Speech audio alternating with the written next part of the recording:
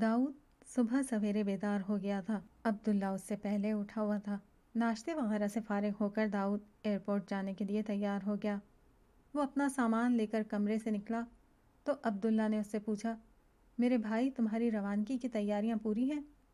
عبداللہ نے کہا، بالکل، روانگی کی تمام تیاریاں پوری ہیں، بلکہ سچ کہوں تو روانگی کی ساری تیاریاں اسی روز پوری ہو گئی تھیں جب اسلام قبول کیا تھا۔ جو کمی رہ گئی تھی وہ آپ سے ملاقات کر کے پوری ہو گئی۔ اب تو جب کہیں روانہ ہونے کے لیے تیار ہوں۔ داؤد نے مسکراتے ہوئے کہا تو عبداللہ نے بھی ہنستے ہوئے جواب دیا، میں اس روانگی کی بات نہیں کر رہا، میں تو وطن روانگی کی بات کر رہا ہوں۔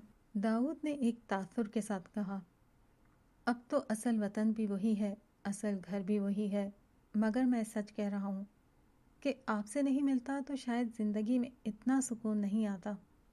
میرے دل پر بہت بوجھ تھا۔ میرے پاس ان لوگوں کی داستان تھی جنہوں نے عظیم پیغمبروں کا زمانہ پایا، مگر میں یہ داستان کسی کو سنا نہیں سکتا تھا۔ میں نے اسلام قبول کر لیا تھا، مگر اسلام کو سمجھ نہیں سکا تھا۔ میرے پاس سب کچھ تھا، مقصد زندگی نہیں تھا۔ آپ سے مل کر زندگی کا وہ مقصد بھی مل گیا کہ اب اپنی قوم میں اسلام کا داعی بن کر لوٹنا ہے، ایمان اور اخلاق کی وہ دعوت دینی ہے جو ہر دور میں انبیاء علیہم السلام دیتے آئے ہیں۔ اسلام میرے پاس ایک امانت ہے، اب یہ امانت مجھ کو دوسرے لوگوں تک پہنچانی ہے۔ پھر وہ بہت محبت بھرے انداز میں عبداللہ کو دیکھتے ہوئے بولا، آپ کا شکریہ، جس کی بنا پر میری زندگی کو سکون مل گیا۔ عبداللہ نے کہا، شکریہ تو اس ذات کریم کا ادا کرنا چاہیے جس نے اتفاق سے مجھے آپ سے ملا دیا۔ آپ سے ملنا میرے لیے خود ایک اعزاز ہے۔ داؤد نے کہا، آپ مجھے شرمندہ نہ کریں، دل تو بہت چاہتا ہے کہ آپ کے ساتھ مزید وقت گزاروں، لیکن وقت اجازت نہیں دے رہا، اس لیے بس اب اجازت دیجیے۔ اصل مقصد روانگی سے قبل آپ کو دیکھنا تھا، ملنا تھا، سو مل لیا، اب فلائٹ کا وقت ہو رہا ہے۔ عبداللہ نے مسکراتے ہوئے کہا، بے فکر رہیں، بہشت بری میں وقت ہمارا غلام ہوگا، جتنی لمبی چاہیں گے نشستیں جمائیں گے۔ اپنی کہی ہوئی بات کا احساس کر کے عبداللہ ایک لمحے کو ٹھٹک کر بولا، مگر یہ تو میری خوش فہمی ہے، خبر نہیں بہشت بری تک رسائی کا پروانہ ملتا بھی ہے یا بیچ ہی سے فرشتے اچک لیں اور جہنم کا راستہ دکھا دیں، کیا پتہ۔ داؤد ہنستے ہوئے دروازے کی طرف بڑھا، آپ شک میں رہیں، میں تو یقیناً وہاں پہنچ چکا ہوں۔ انشاءاللہ آپ کے پہنچنے میں مجھے کوئی معمولی سا شک بھی نہیں ہے، عبداللہ نے بھی ہنستے ہوئے کہا۔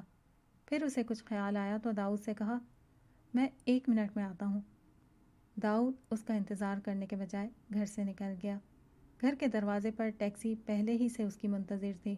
ڈرائیور نے اسے دیکھا تو ٹیکسی قریب لے آیا، مگر داؤد اندر بیٹھنے کے بجائے عبداللہ کا انتظار کرنے لگا۔ کچھ ہی دیر میں عبداللہ باہر آ گیا۔ اس کے ہاتھ میں ایک بڑا پیکٹ تھا۔ اسے دیکھ کر داؤد نے کہا، یہ کیا ہے؟ عبداللہ نے کہا، یہ آپ کے لیے ایک چھوٹا سا تحفہ ہے۔ ارے، اس کی کیا ضرورت تھی؟ آپ کو نہیں تھی، مگر مجھے تھی، میں اسے ڈگی میں رکھ دیتا ہوں۔ پھر عبداللہ نے ٹیکسی ڈرائیور سے کہا کہ گاڑی کی ڈگی کھول دیں۔ ڈرائیور نے ڈگی کھولی تو عبداللہ نے خود جا کر داؤد کے سامان کے ساتھ وہ پیکٹ اندر رکھ دیا۔ پھر اس نے دونوں ہاتھ داؤد کی طرف بڑھا دیے۔ داؤد عبداللہ کے سینے سے لگ گیا اور دونوں ہاتھ زور سے اس کی کمر کی گرد حائل کر کے کہا، آپ سے مل کر زندگی کا مزہ آ گیا۔ عبداللہ نے کہا، میرا بھی یہی حال ہے۔ جس دوران میں عبداللہ یہ جملہ کہہ رہا تھا، ایک موٹر سائیکل جس پر ہیلمٹ پہنے ہوئے 2 افراد سوار تھے تیزی سے ان کے پاس آ کر رکی۔ پچھلی سیٹ پر بیٹھا شخص اترا، اس کے ہاتھ میں پستول تھا۔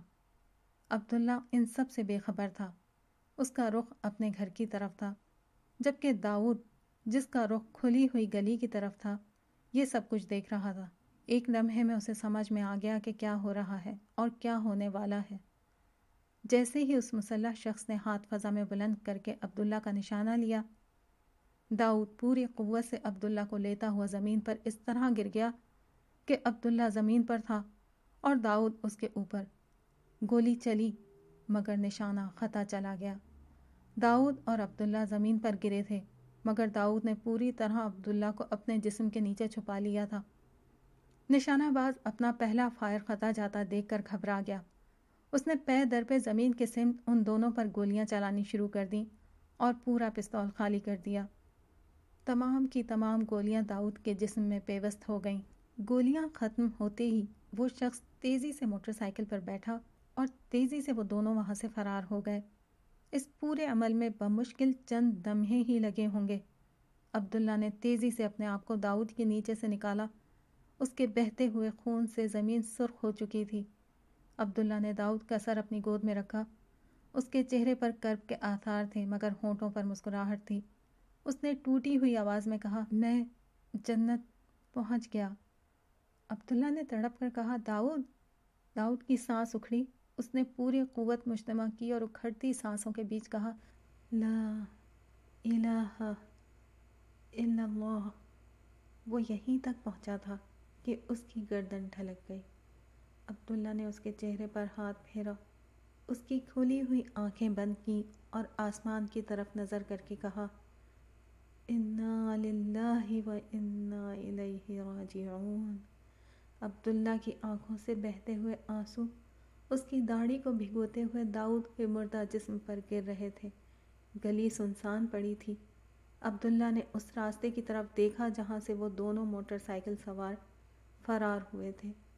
اس کی آواز فضا میں گونجی، سانپ کے بچوں، تمہیں کس نے جتا دیا کہ تم آنے والے غضب سے بچ کر بھاگ سکتے ہو؟ خدا کی زمین پر 2000 سال بعد کسی نے یحییٰ اور عیسیٰ علیہم السلام کے یہ الفاظ دہرائے تھے۔ یہ طے تھا کہ یہ الفاظ جن مجرموں کے لیے کہے گئے ہیں، انہیں نہ اب آسمان پناہ دے گا، نہ زمین ہی پر وہ کوئی گوشۂ عافیت پا سکیں گے۔ رات آدھی سے زیادہ گزر چکی تھی۔ نیند نائمہ کی آنکھوں سے کوسوں دور تھی۔ عبداللہ بھی جاگ رہا تھا۔ نائمہ کا دل طرح طرح کے اندیشوں سے دہل رہا تھا۔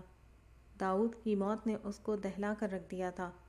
گرچہ وہ ذاتی طور پر اس کو نہیں جانتی تھی، مگر عبداللہ نے جس طرح اس کا تعارف کرا رکھا تھا اور جو عبداللہ کی کیفیت تھی، اس کا گہرا اثر نائمہ پر بھی ہوا تھا۔ خود عبداللہ بہت بے چین تھا۔ وہ بھی بستر پر لیٹا کروٹیں بدل رہا تھا۔ نائمہ نے اسے دیکھا اور بولی، آپ سو جائیں۔ عبداللہ نے کہا، میں کیسے سو جاؤں نائمہ؟ نائمہ نے کہا، مجھے معلوم ہے آپ کو داؤد کا بہت صدمہ ہے، لیکن یہ اللہ کا فیصلہ تھا، کیا کیا جا سکتا ہے؟ عبداللہ بولا، نائمہ، اللہ کا فیصلہ تو ابھی آئے گا، مجھے اسی سے خوف آ رہا ہے۔ جب اس طرح بے گناہوں کو مارا جائے تو پھر خدا کا قہر نازل ہوتا ہے۔ نائمہ نے اپنے دل کی کیفیات بیان کرتے ہوئے کہا، میں آپ کا حوصلہ تو نہیں توڑنا چاہتی، مگر بہرحال مجھے آپ کی بہت فکر ہے۔ عبداللہ نے کہا، مجھے اس قوم کی فکر کھائے جا رہی ہے۔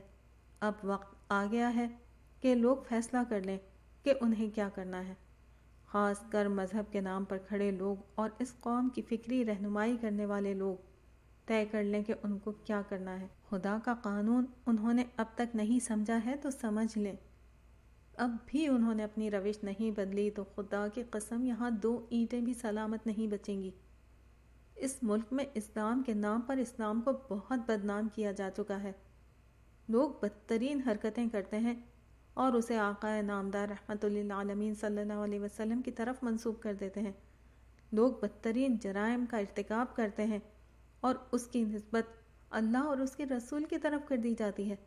اس ملک کی قیادت کو اچھی طرح معلوم ہے کہ اسلام کو کس طرح بدنام کیا جا رہا ہے، مگر ان کو کوئی احساس نہیں۔ خدا کی قسم، اب ان لوگوں کو اپنی غلطی کا احساس کرنا ہوگا، ورنہ ایک دفعہ پھر یروشلم کی داستان دہرا دی جائے گی۔ یہ کہتے ہوئے عبداللہ کے چہرے پر بے پناہ اضطراب تھا۔ وہ بستر سے اٹھا اور کمرے سے باہر نکلنے لگا۔ نائمہ نے پوچھا، آپ کہاں جا رہے ہیں؟ عبداللہ نے کہا، تم سو جاؤ، میں اسٹڈی میں جا رہا ہوں۔ زاریوس، منایوس اور سوگویال خاموشی سے بیٹھے ہوئے تھے، سر تا پیر سیاہ چوغوں میں ملبوس۔ ان کا انداز گواہی دے رہا تھا کہ وہ سخت مضطرب ہیں۔ زیادہ دیر نہ گزری تھی کہ سردار اپنی نشست پر ظاہر ہو گیا۔ اس کی موجودگی کا احساس ہوتے ہی وہ تینوں کھڑے ہو گئے۔ سردار اپنی نشست پر بیٹھا اور اشارے سے ان کو بھی بیٹھنے کے لیے کہا۔ کچھ دیر خاموشی کا وقفہ رہا، پھر زاریوس کی آواز بلند ہوئی۔ سردار کا اقبال بلند ہو، آپ کو زحمت دینے کا سبب یہ اطلاع دینی تھی کہ… زاریوس ایک لمحے کو رکا۔ اس کی سمجھ میں نہیں آ رہا تھا کہ اپنی ناکامی کی اطلاع کس طرح سردار کو دے۔ وہ ہمت کر کے بولا، دراصل آپ کو یہ اطلاع دینی تھی کہ… وہ یہیں تک پہنچا تھا کہ سردار کا ہاتھ بلند ہوا۔ زاریوس سہم کر خاموش ہو گیا۔ سردار کی سرخ نگاہیں زاریوس کے وجود کے آر پار ہو رہی تھیں اور خوف سے اس کا وجود لرز رہا تھا۔ سردار کی سفاک آواز بلند ہوئی، مجھے معلوم ہے تم اپنے مشن میں ناکام ہو گئے ہو۔ تم تینوں اپنے مشن میں ناکام ہو گئے ہو۔ ایک معمولی سے کیڑے، گندگی کے ایک ڈھیر، ایک خاکی پتلے کو ابلیس کے تین فرزند مل کر بھی قبر میں نہیں اتار سکے۔ اس سے زیادہ شرم کی کیا بات ہو سکتی ہے؟ وہ تینوں خاموش رہے۔ سردار چپتی ہوئی آواز میں سوگویال سے مخاطب ہو کر بولا، یاد ہے تمہیں؟ تم نے کیا کہا تھا؟ سوگویال نے گردن اٹھا کر سردار کو دیکھا اور خاموشی سے سر جھکا لیا۔ اس کام کے لیے سردار زاریوس جیسی اہم شخصیت کی ضرورت نہیں۔ اس کے لیے ہمارا ایک ادنا سا کارکن بھی کافی ہے۔ سردار نے سوگویال کو اس کے الفاظ یاد دلائے۔ ایسے میں منایوس نے ہمت کر کے کہا، سردار منصوبہ پورا مکمل تھا۔ ہم نے ان انسانوں کو اول تا آخر پوری اسکیم سمجھائی تھی، مگر وہ کمبخت ساتھ آخری وقت میں چوک گیا۔ داؤد مارا گیا، عبداللہ بچ گیا۔ منایوس سے ہمت پا کر زاریوس نے کہا، سردار اصل مسئلہ یہ ہوا کہ ہم تینوں میں سے کوئی بھی اس وقت مقام پر موجود نہیں تھا۔ اگر ہم ہوتے تو ہم پوری طرح ان لوگوں کے دلوں کو مضبوط بنا کر ان سے کام کراتے۔ ہماری موجودگی میں غلطی کا کوئی امکان نہ تھا، مگر پہلے اس بدبخت کا نشانہ خطا ہوا، پھر داؤد راستے میں آ گیا اور ساری گولیوں کا رخ اپنی طرف کر لیا۔ اتنی بڑی غلطی تم سے کیسے ہوئی؟ تمہیں معلوم ہونا چاہیے کہ ایسے ہر کام کے وقت ہمارا کوئی نہ کوئی کارکن خود موجود رہتا ہے جو انسانوں کو اپنے کام پر جمائے رکھتا ہے۔ اس دفعہ سوگویال کی آواز بلند ہوئی۔ اس نے کہا، میرے آقا، ہم میں سے کوئی بھی وہاں موجود نہیں تھا، ہمارا کوئی کارکن بھی وہاں موجود نہیں تھا، مگر اس کی ایک وجہ تھی۔ کیا وجہ تھی؟ جلدی بتاؤ۔ سوگویال نے کچھ کہنے کے بجائے زاریوس کو دیکھا۔ سوگویال خوفزدہ لگ رہا تھا۔ اس کی حالت سے زاریوس نے محسوس کیا کہ اس خوفناک خبر کو سردار تک پہنچانے کا کام اسے ہی کرنا ہوگا۔ سردار، میں، سوگویال اور منایوس اپنے بہت سے کارندوں کے ساتھ وہاں خود نگرانی کے لیے گئے تھے، مگر حادثے سے کچھ دیر قبل ہم نے وہاں اپنے قدیم دشمن کے پروں کی آہٹ محسوس کی۔ اس کے بعد ہم میں سے کسی کے لیے بھی یہ ممکن نہیں رہا کہ وہ وہاں ٹھہر سکے۔ ہمیں جان بچا کر وہاں سے بھاگنا پڑا۔ اوہ اوہ اوہ، میرے دشمن، ابلیس کی نسل کے دشمن، تو یہ تم تھے؟ یہ کہتے ہوئے سردار اپنی جگہ سے کھڑا ہو گیا۔ اس کے ساتھ ہی وہ تینوں بھی کھڑے ہو گئے۔ سردار بے چینی سے اپنے ہاتھ مل رہا تھا۔ وہ خلا میں کسی سے مخاطب ہو کر بولا، تم تو یہ تم تھے، سردار اعظم، سالار اعظم، فرشتوں کے سرتاج، مقرب خاص، روح الامین، جبرائیل، میرے دشمن جبرائیل، میرے آقا عزازیل کے دشمن جبرائیل، یہ تم تھے جس نے اس منحوس گندے کیڑے کو ہم سے بچا لیا۔ سردار دیوانہ وار غصے میں بولے چلے جا رہا تھا اور وہ تینوں لرزتے ہوئے سردار کے غضب کو دیکھ رہے تھے۔ اتنے غصے میں انہوں نے سردار کو کبھی نہیں دیکھا تھا۔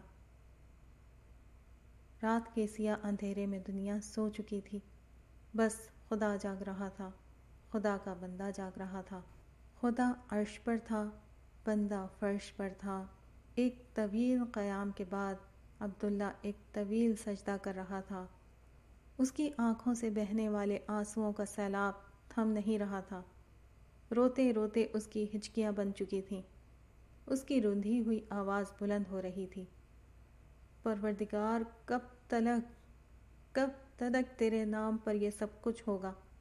پروردگار، یہ کیسی دینداری ہے؟ لوگ اپنے تعصبات کو ایمان سمجھتے ہیں، اپنی خواہشات کو دین بنا رکھا ہے۔ یہ فرقہ پرستی اور قوم پرستی کو دین کہتے ہیں، تیرے نام کو بدنام کرتے ہیں۔ پروردگار، جو شخص راستہ دکھانے اٹھتا ہے یہ اس کی جان کے درپے ہو جاتے ہیں۔ یہ کیسے سفاک لوگ ہیں؟ پروردگار، کیا انسان کے بچوں کو روکنے والا کوئی نہیں؟ پروردگار، ان کو کب تک چھوٹ ملے گی؟ تو کہاں ہے؟ تو کہاں ہے؟ دعا کرتے کرتے عبداللہ کی فریاد آہوزاری میں بدل گئی۔ طوفان تھما تو صدا پھر ابھری۔ پروردگار، یہاں کے لوگ اسلام سے محبت کرنے والے ہیں، مگر اپنی کمزوریوں کی بنا پر اسلام کے نام پر دھوکہ کھا گئے ہیں۔ انہیں معاف فرما دے، ایک موقع اور دے دے۔ ہم نے اپنی بد نصیبی دیکھ لی ہے، ہمیں اب ہماری خوش نصیبی دکھا دے۔ پروردگار، میرا مان رکھ، اپنے قہر کو صرف مجرموں تک محدود کر دے۔ قوم کو مت تباہ کر، اگر تباہ کرنے کا فیصلہ کر لیا ہے تب بھی اس کو روک دے۔ اگر جبرائیل علیہ السلام کو ہلاکت کا پیغام دے کر بھیج بھی چکا ہے تب بھی اس فیصلے کو واپس کر دے۔ تو ہر فیصلے کو بدل سکتا ہے مگر تیرے فیصلے کو کوئی نہیں بدل سکتا۔ ہم میں ایسے لوگ پیدا کر دے جو ایمان اور اخلاق کی شمع اٹھا لیں اور تیرے عذاب کو ٹالنے کا باعث بنے۔ ہمیں معاف فرما، تو ہی ہمارا کارساز ہے۔ ہمیں توفیق دے کہ ہم تیرے کام کو اپنا بنا لیں، تیرے پیغام اور تیرے دین کو دنیا تک پہنچا دیں، تیرے حبیب صلی اللہ علیہ وسلم کے مشن کو پایہ تکمیل تک پہنچا دیں، دنیا کے ہر گوشے اور ہر حصے تک اور ہر شخص تک تیرا پیغام پہنچا دیں۔ پروردگار، میں تیری توفیق سے شیطان کے خلاف اعلان جنگ کرتا ہوں۔ تو اپنی ساری قوت اور طاقت کے ساتھ میری مدد کو آ جا، اس لیے کہ شیطان کے لشکر بے گنتی ہیں اور اس کی طاقت بے اندازہ ہے۔ تیرے سوا کوئی اس کو شکست نہیں دے سکتا۔ میں اپنے سارے عجز اور ساری کمزوری کے ساتھ تیری کتاب کو ہاتھ میں لے کر اور تیرے محبوب انبیاء کی پیروی میں تیرے دشمن، انسانیت کے دشمن شیطان کے خلاف اعلان جنگ کرتا ہوں۔ مجھے قبول فرما اور میری مدد فرما۔ عبداللہ کی آواز اور سسکیاں ایک ساتھ بلند ہو رہی تھی۔ سردار کا غضب تھا کہ تھم نہیں رہا تھا۔ آخر کار منایوس نے ہمت کر کے کہا، سردار، اب کیا ہوگا؟ ہم مستقبل نہیں جانتے، خدا کے سوا کوئی نہیں جانتا۔ میں صرف اندازہ کر سکتا ہوں۔ اگر عبداللہ کو مار دیا جاتا تو جبرائیل خدا کا غضب بن کر اس پوری قوم کو ختم کر دیتا، لیکن لگتا یہ ہے کہ خدا ابھی اس قوم کو ختم نہیں کرنا چاہتا۔ اس نے ایک دوسرا فیصلہ دے کر جبرائیل کو بھیجا، اس نے عبداللہ کو بچا لیا۔ سردار کچھ دیر کے لیے خاموش ہو گیا، وہ کچھ سوچ رہا تھا۔ آخر کار اس کی آواز دوبارہ بلند ہوئی، نبیوں کی غیر موجودگی میں اس طرح جبرائیل کا زمین پر آنا کوئی معمولی بات نہیں ہے۔ وہ صرف اس معمولی کیڑے عبداللہ کو بچانے کے لیے بھی نہیں آیا۔ عبداللہ کی اتنی اوقات ہی نہیں ہے کہ جبرائیل صرف اسے بچانے کے لیے زمین پر آئے۔ وہ یقیناً اور بھی بہت بڑے فیصلوں کے ساتھ ہی زمین پر اترا ہوگا۔ سردار، جو صدیوں سے خدا کی سنت اور طریقہ کار کا مطالعہ کرتا چلا آ رہا تھا، اس نے زندگی بھر کے تجربے کا نچوڑ پیش کرتے ہوئے اپنے اندیشوں کا اظہار کیا۔ منایوس نے دریافت کیا، کون سے بڑے فیصلے؟ سردار نے کہا، میں نہیں جانتا، لیکن میرا اندازہ ہے کہ عبداللہ کے قتل کا منصوبہ بنانے والے اور قتل کرنے والے لوگوں پر خدا کا غضب ٹوٹے گا۔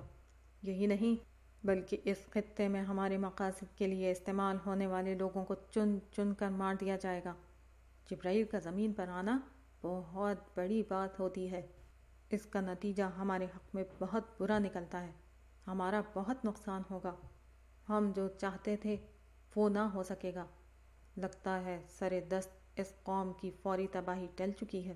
اس قوم کو سوچنے، سمجھنے اور فیصلہ کرنے کا شاید ایک موقع اور دیا گیا ہے۔ یہ بہت برا ہوا۔ پھر وہ خود ہی بولا، لیکن چلو، اچھا ہوا جبرائیل کے اس طرح غیر معمولی طور پر آنے سے میرے اندازے درست ثابت ہو چکے ہیں۔ وہی ہونے جا رہا ہے جو میں نے سوچا تھا، وہی ہونے جا رہا ہے جو میں نے تم کو بتایا تھا۔ یہ بات تو بالکل کھل گئی ہے کہ خدا کرنا کیا چاہتا ہے۔ وہ مکمل خاتمے کی تیاری کر رہا ہے۔ اس کے لیے اسلام کی اصل دعوت کو دنیا تک پہنچانا چاہتا ہے۔ اسی لیے وہ عبداللہ جیسے خبیث کی اتنی مدد کر رہا ہے۔ اب وقت آ گیا ہے کہ ہم پوری قوت کے ساتھ اعلان جنگ کر دیں، خدا کے خلاف، انسان کے خلاف۔ اب ہمیں ہر حال میں اپنے منصوبوں کو پورا کرنا ہے۔ انسانوں کے بیچ ایک عظیم جنگ کی آگ بھڑکانی ہے۔ یہی ہماری بچت کا واحد راستہ ہے۔ اپنی بقا کی جنگ کے لیے تیار ہو جاؤ، عزازیل کے فرزندو، آخری جنگ کے لیے تیار ہو جاؤ۔ عزازیل کے لشکروں، آؤ میرا ساتھ دو، میں نے اعلان جنگ کر دیا ہے۔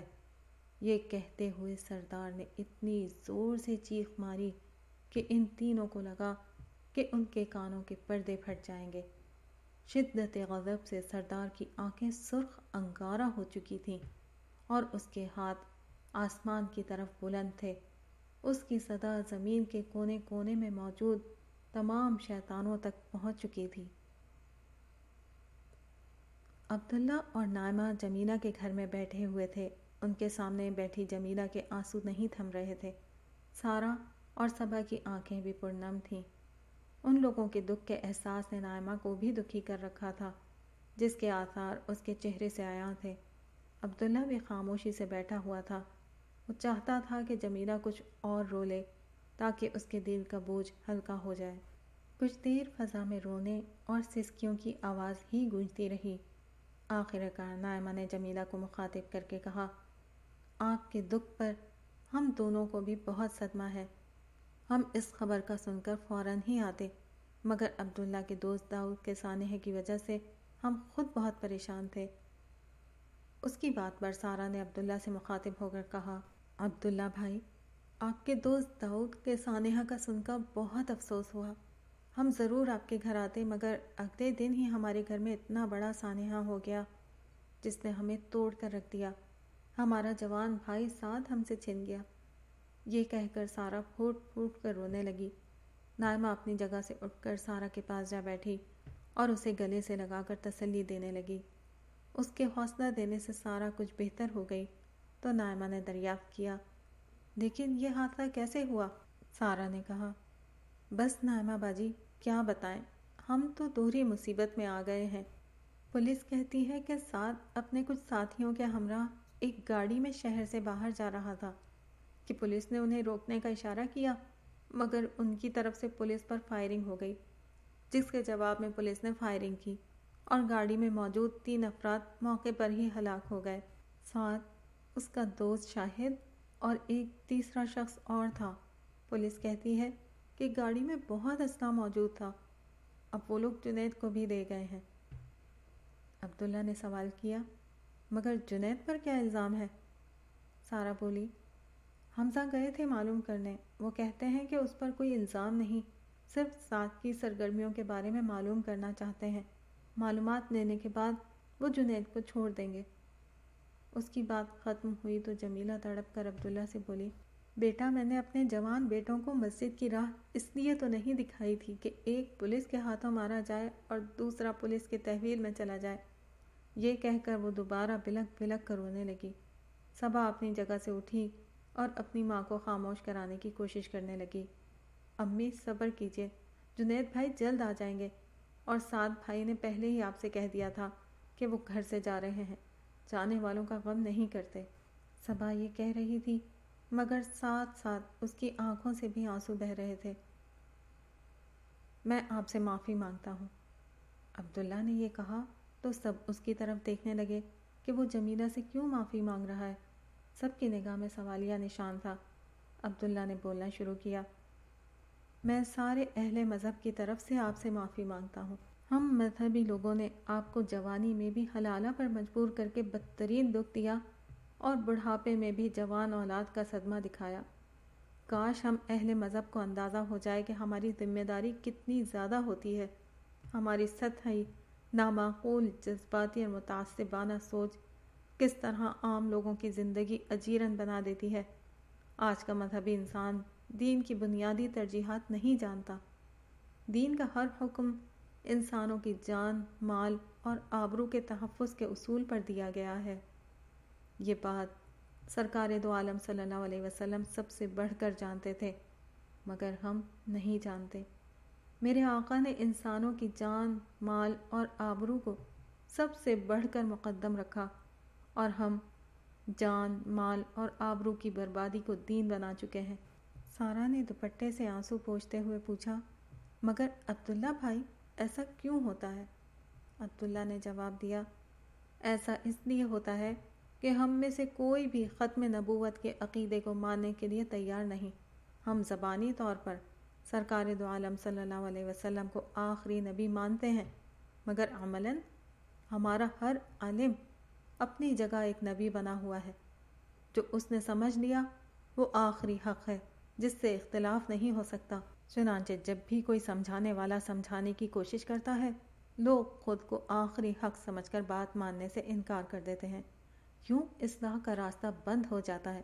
یہی فساد کی جڑ ہے، یہ فرقہ واریت کی جڑ ہے، یہی رویہ نفرت پھیلانے اور دین کی بدنامی کا سبب ہے۔ ہم نے اپنی اصلاح نہیں کی تو ہر گھر میں مائیں ایسے ہی رو رہی ہوں گی۔ عبداللہ جمیلہ کو دیکھتے ہوئے کچھ دیر کے لیے رکا اور مغموم انداز میں بولا، کاش اس وقت سے قبل ہم سب کو سمجھ آ جائے کہ ہم میں سے کوئی بھی نبی نہیں، ہم غلط ہو سکتے ہیں۔ اللہ تعالیٰ کسی کو بھی استعمال کر کے صحیح بات واضح کر سکتے ہیں۔ لوگ جھوٹے پروپیگنڈے اور مہم بازی کو بند کر کے علمی اختلاف کو علمی طریقے سے بیان کرنے تک خود کو محدود کر لیں تو اللہ تعالیٰ صحیح بات کو خود ہی عام کر دیتے ہیں۔ مگر یہاں تو ہر سمجھانے والے کو بدنام کرنا عین دینی عمل بن گیا ہے۔ ایسے میں صحیح بات تو کبھی عام نہیں ہوگی، نفرت اور فساد کا بازار گرم رہے گا۔ کاش مکمل تباہی سے قبل ہم لوگوں کو اس بات کی سمجھ آ جائے۔ تھوڑی دیر تک خاموشی رہی، پھر عبداللہ کی آواز بلند ہوئی، یہ قوم بری نہیں ہے، یہ اللہ اور اس کے رسول صلی اللہ علیہ وسلم سے محبت کرنے والی قوم ہے، مگر اسے ٹھیک بات نہیں بتائی جا رہی، اسی سے خرابی پیدا ہوئی ہے، مگر یہی اللہ کے حضور ہماری معذرت ہے۔ مجھے یقین ہے کہ اسی عذر کی بنا پر اللہ تعالیٰ ہماری قوم کو مکمل تباہی سے قبل ایک موقع ضرور دیں گے۔ اب ایسے لوگ اٹھیں گے جو اللہ کی مرضی اور منشا کو پوری طرح کھول کر رکھ دیں گے۔ وہ نہ کسی سے ڈریں گے، نہ کسی ملامت کرنے والے کی ملامت کی پرواہ کریں گے، یہاں تک کہ لوگ جان لیں گے کہ دین کی اصل دعوت آخرت کی نجات کی دعوت ہے، اور اس کا راستہ ایمان و اخلاق ہے۔ مسلمانوں کا اصل کام دوسرے انسانوں سے لڑنا نہیں، شیطان سے لڑنا ہے۔ شیطان سے لڑائی یہی ہے کہ لوگوں کو توحید کی دعوت دی جائے۔ اس پیغام کو جاننے کے بعد بھی لوگ باز نہیں آئے تو پھر دنیا کی کوئی طاقت ہمیں مکمل تباہی سے نہیں بچا سکتی۔ یہ کہہ کر عبداللہ نے سر جھکا لیا۔ اس کی باتوں کے بعد کسی کے پاس کہنے کو کچھ نہ تھا۔ عبداللہ اپنی اسٹڈی میں خاموشی سے بیٹھا ہوا تھا۔ اس کے چہرے پر کرب کے آثار تھے اور دل رنج سے بھرا ہوا تھا۔ ایک طرف داؤد کی موت نے اس کو ہلا کر رکھ دیا تھا، دوسری طرف اس کے خلاف ہونے والے شدید پروپیگنڈے نے ایک طوفان اٹھا رکھا تھا۔ جھوٹ، الزام، بہتان اور کردار کشی کے اس طوفان میں ہر سچائی چھپ چکی تھی۔ وہ سوچ رہا تھا کہ ایک تنہا چراغ کی ٹمٹماتی ہوئی لو کب تک ان تیز آندھیوں کا مقابلہ کر سکے گی۔ اسی عالم میں اس نے بے خیالی میں سامنے رکھا ہوا قرآن مجید اٹھایا اور بغیر کسی خاص مقصد کے ایک جگہ سے کھول لیا۔ اس کے سامنے جو صفحہ کھلا، اس پر جیسے ہی اس کی نگاہ پڑی تو سورہ آل عمران کی یہ آیات اس کے سامنے تھیں۔ اگر تم صبر کرو گے اور تقوی اختیار کرو گے تو ان کی چالیں تمہارا کچھ نہیں بگاڑ سکیں گی۔ ایک لمحے کو عبداللہ کو لگا کہ اللہ تعالیٰ نے اس سے مخاطب ہو کر خود یہ بات کہی ہو۔ اس کی آنکھوں سے آنسو بہہ نکلے۔ اس نے بے اختیار قرآن مجید کو اپنے سینے سے لگایا۔ اسے لگا کر اس کے جلتے ہوئے سینے میں ٹھنڈک پڑ گئی۔ وہ اسی حال میں تھا کہ اس کے فون کی گھنٹی بجی۔ نمبر اجنبی تھا، بلکہ ملک سے باہر کا تھا۔ عبداللہ نے فون پر السلام علیکم کہہ کر کال وصول کی۔ جواب میں انگریزی زبان میں مگر کچھ مختلف لہجے میں ایک نسوانی آواز آئی۔ کیا میں عبداللہ صاحب سے بات کر سکتی ہوں؟ جی، میں عبداللہ ہی بات کر رہا ہوں۔ سینیور، میں مارگریٹ بات کر رہی ہوں۔ ایک لمحے کے لیے عبداللہ خاموش ہو گیا۔ وہ اپنی یادداشت کھنگال رہا تھا۔ مارگریٹ کون ہے؟ پھر مارگریٹ کے نام سے زیادہ سینیور کے الفاظ نے عبداللہ کی مدد کی۔ اس کے ذہن میں الحمرا آ گیا، اسپین کا سفر، داؤد سے ملاقات اور اس کے ساتھ الحمرا میں ملنے والی لڑکی مارگریٹ، جسے عبداللہ نے اسلام سے متعلق کتاب پڑھوائی تھی۔ کیسی ہیں آپ مارگریٹ؟ سینیور، کیا آپ مجھے پہچان گئے؟ جی سینیوریٹا، میں آپ کو پہچان گیا ہوں۔ سینیور، میں آپ کو کچھ بتانا چاہتی ہوں۔ جی بالکل، ضرور بتائیے، میں سن رہا ہوں۔ مارگریٹ نے کہا، میں مسلمان ہو گئی ہوں۔ میں اللہ کی توفیق اور آپ کی مہربانی سے مسلمان ہو گئی ہوں۔ عبداللہ ایک لمحے کے لیے گنگ ہو گیا۔ اس کے لیے یہ خبر بالکل غیر متوقع تھی۔ سینیور، آپ سن رہے ہیں؟ جی میں سن رہا ہوں۔ آپ کو بہت بہت مبارک ہو۔ ہدایت کے راستے اور جنت کی پہلی منزل کی طرف بڑھنے والے قدموں پر سلام ہو۔ میرے آقا محمد رسول اللہ صلی اللہ علیہ وسلم کی طرف سے اس راہ پر میں آپ کو خوش آمدید کہتا ہوں۔ شکریہ سینیور، میں آپ کو کچھ سنانا چاہتی ہوں۔ جی ضرور، میں سن رہا ہوں۔ اشہد ان لا الہ الا اللہ و اشہد ان محمد رسول اللہ۔ مارگریٹ کے اٹکتے ہوئے یہ الفاظ عبداللہ کی سماعت سے ٹکرائے تو اسے یوں لگا کہ داؤد مرتے وقت جو کلمہ مکمل نہیں کر سکا، مارگریٹ نے اسے پورا کر دیا۔ اس کی زبان سے اللہ اکبر کا کلمہ نکلا اور اس کی آنکھوں سے بے اختیار شکر گزاری کے آنسو جاری ہو گئے۔ جنید اپنی دونوں بہنوں سارہ اور صبا سمیت عبداللہ سے ملنے آیا ہوا تھا۔ اس کا چہرہ اترا ہوا تھا۔ جوان بھائی کی موت نے اسے توڑ کر رکھ دیا تھا۔ اس نے عبداللہ کو بتایا کہ پولیس کے مطابق 7 اور مرنے والے دیگر لوگ دہشت گردی کی وارداتوں میں ملوث تھے۔ وہ جنید سے بہت کچھ پوچھتے رہے مگر وہ اپنے بھائی کی سرگرمیوں کے بارے میں زیادہ جانتا تھا، نہ ان کو کچھ بتا سکا۔ اس کی بات ختم ہوئی تو صبا نے سہمے ہوئے لہجے میں کہا، عبداللہ بھائی، اب مجھے بہت ڈر لگنے لگا ہے۔ عبداللہ نے کہا، صبا بیٹا، تم ڈرو نہیں، اللہ سے مدد مانگو۔ جو اللہ سے مانگتے ہیں انہیں کوئی نقصان نہیں پہنچا سکتا۔ اس کی بات پر سارہ بولی، عبداللہ بھائی، ہم کیا کریں؟ ہم پر ایک کے بعد ایک مصیبتیں آئے جا رہی ہیں۔ عبداللہ نے کہا، مصیبتوں سے نجات پانا چاہتی ہو تو اللہ کی فوج میں شامل ہو جاؤ۔ اس وقت اسلام کے نام پر 1.5 ارب سے زیادہ لوگ کھڑے ہیں، مگر اپنی خواہشات اور تعصبات سے بلند لوگ ڈھونڈے سے نہیں ملتے۔ اگر تم ان سے بلند ہو جاؤ گی تو خدا کی فوج میں شامل کر لی جاؤ گی۔ ہر بادشاہ اپنی فوج کا خود خیال رکھتا ہے۔ اللہ کی فوج میں شامل ہوگی تو وہ غم اور دکھ کے ہر موقع پر تم کو بچائے گا اور تمہاری مدد کرے گا۔ صبا نے گہرے جذبے کے ساتھ سوال کیا، مگر ہمیں کیا کرنا ہوگا؟ عبداللہ نے کہا، انسان اور شیطان کے درمیان تاریخ کی آخری جنگ اب شروع ہونے والی ہے۔